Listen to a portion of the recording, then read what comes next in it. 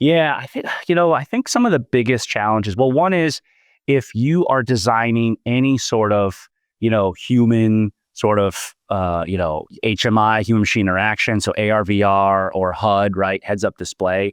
It's really important that you're able to visualize how the human's going to see it, right? So how is the human, eye, retina, how are we actually going to see it? And, sure, we can use humans for testing, a little subjective sometimes. So we have these sensors that replicate human eyes. We're able to render exactly what we're going to see.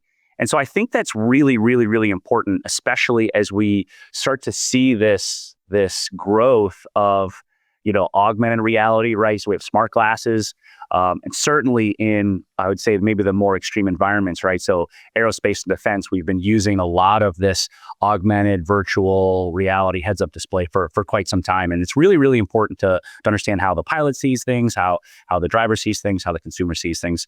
So that's one really big thing. I think the other thing that SPEOS does really well is optimization, right? So as I mentioned before, all optical systems have to be optimized across physics. And SPEOS has a lot of different ways to do that, to account for not just geometry and optical variability.